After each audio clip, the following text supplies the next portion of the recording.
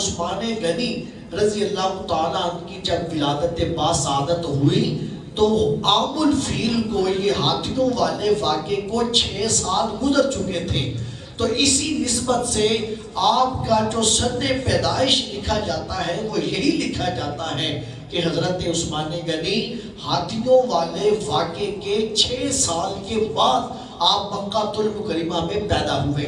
حامد محترم، آپ کا نام نامی اسم گرامی جو آپ کے والد گرامی نے رکھا وہ عثمان تھا۔ حضرت عثمان کے والد کا نام عفان ہے، اسی لیے آپ کا پورا نام بنتا ہے عثمان ابن عفان رضی اللہ تعالیٰ عنہ۔ اور سامعین محترم، آپ کا تعلق چونکہ خاندان قریش کے ساتھ ہے اور حضور کا تعلق بھی خاندان قریش سے ہے، تو آپ اپنے دادا عبد مناف پہ جا کے حضرت عثمان غنی کی 5ویں پشت ہے اور حضور کی 4تھی پشت پہ جا کر حضور کا خاندان اور حضرت عثمان غنی کا خاندان ایک ہی ہو جاتا ہے۔ دونوں حضرت عثمان غنی کا خاندان اور حضور کا خاندان ایک ہی ہو جاتا ہے۔ حضرت عثمان غنی اپنی والدہ کی طرف سے بھی عبد مناف پہ پہنچ کے حضور کے خاندان کے ساتھ مل جاتے ہیں، اور اپنے والد کی طرف سے بھی عبد مناف پہ پہنچ کے حضور کے خاندان کے ساتھ مل جاتے ہیں۔ عبد مناف حضرت عثمان غنی کے بھی جد اعلیٰ ہیں، اور عبد مناف حضور نبی کریم صلی اللہ علیہ وسلم کے بھی جد اعلیٰ ہیں۔ آپ یوں دیکھیں کہ عبد مناف سے بنو ہاشم، بنو ہاشم سے عبد المطلب، عبد المطلب سے عبداللہ، اور عبداللہ سے کریم آقا علیہ السلام۔ کریم آقا علیہ السلام کے جد اعلیٰ کا نام بھی عبد مناف ہے، اور حضرت عثمان غنی کے جد اعلیٰ کا نام بھی عبد مناف ہے۔ عبد مناف پہ آ کے حضور کا خاندان اور حضرت عثمان غنی کا خاندان ایک ہی جگہ کے اوپر جمع ہو جاتے ہیں، تو حضور کے ساتھ حضرت عثمان غنی کو یہ بھی نسبت حاصل ہے۔ اسی طرح ایک اور بھی حضرت عثمان غنی کو نسبت حاصل ہے، اور وہ کیا ہے؟ حضرت عثمان غنی کی جو نانی ہے ان کا نام ہے حضرت ام بیدہ۔ حضرت عثمان غنی کی نانی ہے، ان کا نام ہے حضرت ام بیدہ، اور حضرت ام بیدہ کا حضور کے ساتھ رشتہ کیا ہے؟ حضرت ام بیدہ کا حضور کے ساتھ رشتہ یہ ہے کہ حضرت ام بیدہ حضور نبی کریم صلی اللہ علیہ وسلم کی سگی پھوپھی ہیں۔ حضور کے والد گرامی کا نام حضرت عبداللہ ہے۔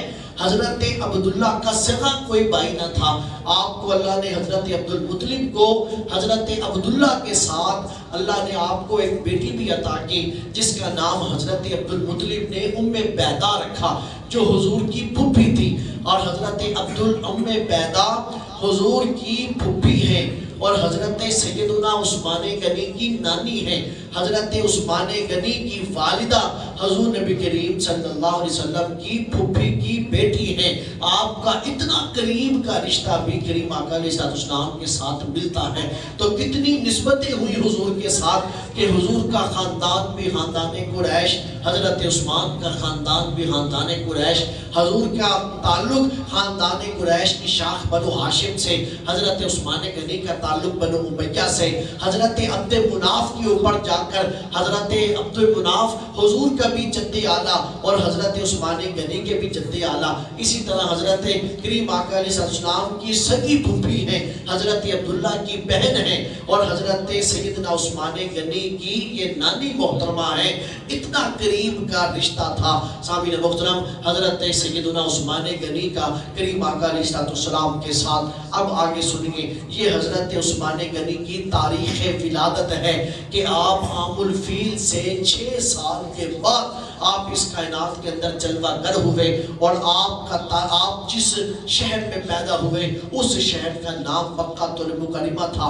دوستو پھر آگے چلتے ہیں۔ حضرت سیدنا عثمان غنی رضی اللہ تعالیٰ عنہ، آپ نے جس معاشرے کے اندر آنکھ کھولی وہ معاشرہ زمانہ جاہلیت تھا، وہ معاشرہ بت پرستی کا معاشرہ تھا، اور طرح طرح کی برائیوں کے اوپر یہ مشتمل تھا۔ لیکن حضرت عثمان غنی رضی اللہ تعالیٰ عنہ جس طرح زمانہ اسلام میں شرم و حیا کے پیکر تھے، بالکل اسی طرح حضرت عثمان غنی زمانہ جاہلیت کے اندر بھی آپ شرم و حیا کے پیکر تھے۔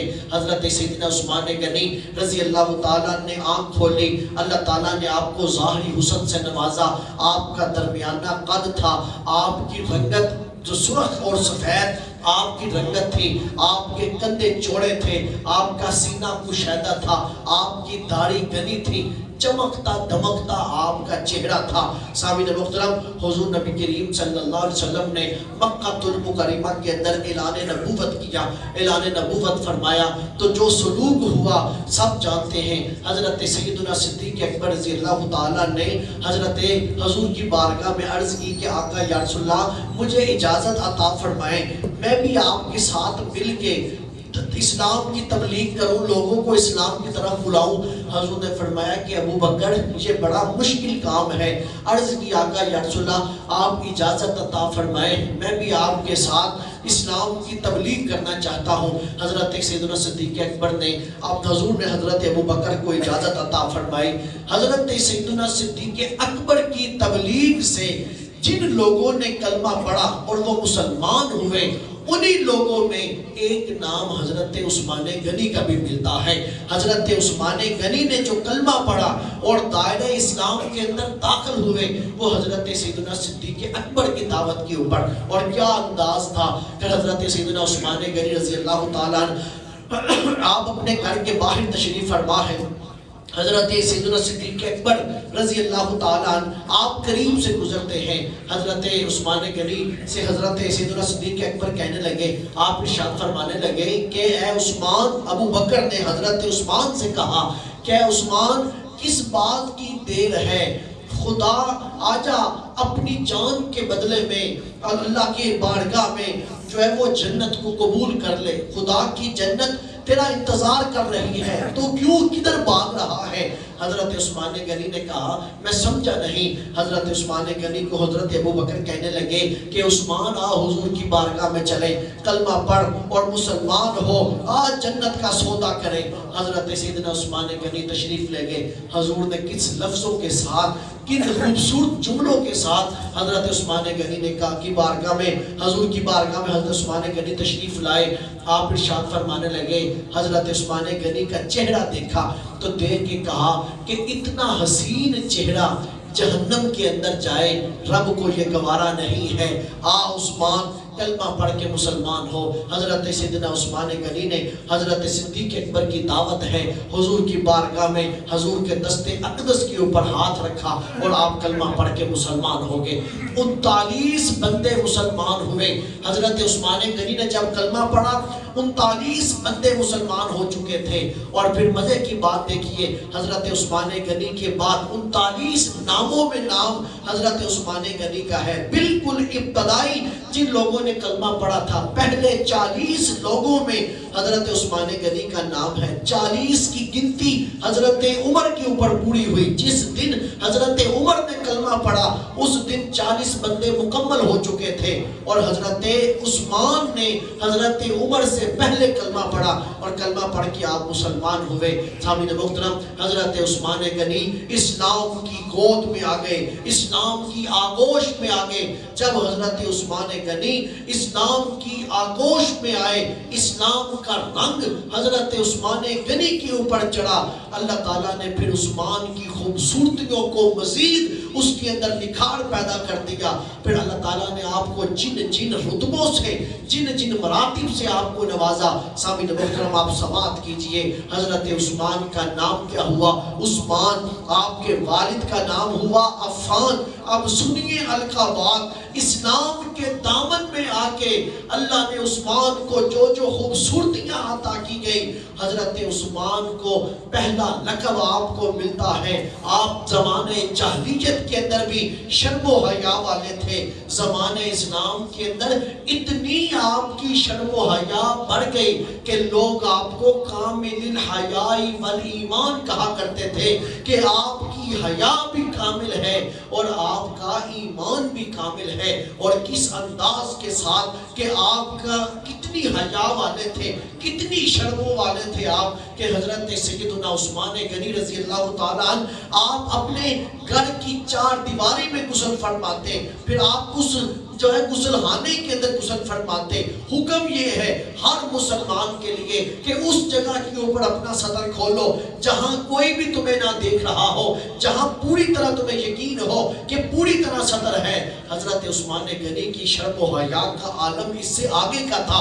حضرت عثمان غنی رضی اللہ تعالیٰ عنہ آپ 4 دیواری میں غسل کرتے تھے، لیکن اس کے باوجود آپ تہ بند نہیں کھولا کرتے تھے، تہ بند میں ہی حضرت عثمان غنی غسل فرما لیا کرتے تھے۔ اور دوستو پھر دیکھیے حضرت عثمان غنی رضی اللہ تعالیٰ عنہ کو جب یہ پتا چلا کہ حضور نے میرے ہاتھ کو اپنا ہاتھ کہا ہے، آپ نے اپنے اس ہاتھ سے آپ نے کبھی جو ہے وہ اپنی شرمگاہ کو نہ چھوا۔ اور دوستو پھر دیکھیے مورخین نے یہ لکھا، سیرت نگاروں نے یہ بات لکھی، حضرت سیدنا عثمان غنی نے اپنی شرمگاہ کو کبھی نہ دیکھا۔ اس حد تک آپ شرم و حیا کے مالک تھے، کامل الحیاء والایمان تھے۔ اور پھر حضرت عثمان غنی کی شرم و حیا کا عالم یہ تھا، حضور کی آپ خود بڑے شرمیلے تھے، لیکن حضور بھی حضرت عثمان غنی کی شرم و حیا کا خیال اس انداز سے رکھتے کہ حضور تشریف فرما ہے، حضرت صدیق اکبر تشریف لاتے ہیں، حضور لیٹے ہیں، حضور لیٹے رہے، آپ کی پنڈلی سے کپڑا اٹھا ہے، اٹھا ہی رہا، اسی انداز کے ساتھ رہا۔ کچھ دیر گزرتی ہے، پھر دروازے پہ دستک ہوئی، حضرت فاروق اعظم تشریف لائے، آپ نے کہا عمر آ جاؤ، عمر بھی آگے، حضور جس طرح تشریف فرما تھے آپ اسی طرح ہی تشریف فرما رہے، آپ کی پنڈلی پہ کپڑا نہ تھا، آپ اسی کیفیت میں رہے۔ حضرت پھر دروازے پہ دستک ہوئی، پوچھا کون ہے دروازے پہ؟ عرض کیا آقا یا رسول اللہ میں عثمان ہوں۔ حضور نے ارشاد فرمایا کہ عثمان کچھ دیر ٹھہر جاؤ۔ حضرت عثمان غنی کچھ دیر رک گئے، آپ اٹھ کے بیٹھ گئے، حضور اٹھ کے بیٹھے، آپ نے اپنی پنڈلی کے اوپر کپڑا درست کر لیا، پھر آپ نے ارشاد فرمایا کہ عثمان اب اندر آ جاؤ۔ حضرت عثمان تشریف لائے، سب میں گفتگو ہوئی، واپس چلے گئے، گفتگو نشست ختم ہو گئی۔ جب نشست ختم ہوئی حضور نے حضرت صدیقہ کائنات نے کہا آقا بات سمجھ میں نہ آئی، ابو بکر آئے آپ چونکہ تو تشریف فرما رہے، عمر آئے آپ چونکہ تو تشریف فرما رہے، عثمان آئے آپ نے پہلے اپنے آپ کو درست فرمایا، پھر آپ تشریف فرما ہوئے، پھر آپ نے عثمان کو دعوت دی، آقا یہ ماجرا سمجھ میں نہ آیا۔ حضور نے ارشاد فرمایا کہ اے عائشہ جس ذات سے، جس عثمان سے رب کے فرشتے بھی حیا کریں، میں محمد اس سے کیوں نہ حیا کروں، میں اس کی حیا کا کیوں نہ خیال کروں۔ سامعین محترم، اور آپ بعض اوقات آپ یہ ارشاد فرماتے، حضور یہ ارشاد فرماتے، آپ فرمایا کرتے تھے پروردگار عالم کی بارگاہ میں، اللہ کی بارگاہ میں عرض کرتے کہ مولا عثمان کا حساب نہ لینا، کل بروز محشر عثمان کا حیا نہ، عثمان کا حساب نہ لینا، عثمان اتنی حیا والا ہے تیری بارگاہ میں، مجھے سمجھ میں نہیں آتا کہ یہ اتنی حیا والا ہے، کل قیامت والا دن تیری بارگاہ میں کیسے تیرے سامنے کھڑا ہوگا کہ اس قدر عثمان حیا والا ہے۔ تو آپ یہ کہا کرتے تھے کہ مولا عثمان کا حساب نہ لینا۔ اللہ نے پھر بشارت بھی دی، حضرت عثمان غنی کا حساب تو جو ختم ہوا وہ تو ختم ہوا۔ حضور نے ارشاد فرمایا میری امت کے اندر عثمان وہ ایک واحد فرد ہے، عثمان وہ فرد ہے میری امت کے اندر 70,000 وہ لوگ جن کی اوپر جہنم واجب ہو چکی ہوگی، عثمان 70,000 کی سفارش کریں گے، ایک اکیلے عثمان کی سفارش کے اوپر اللہ ان 70,000 کو جہنم سے آزادی دے گا جن کے اوپر جہنم واجب ہو چکی ہوگی۔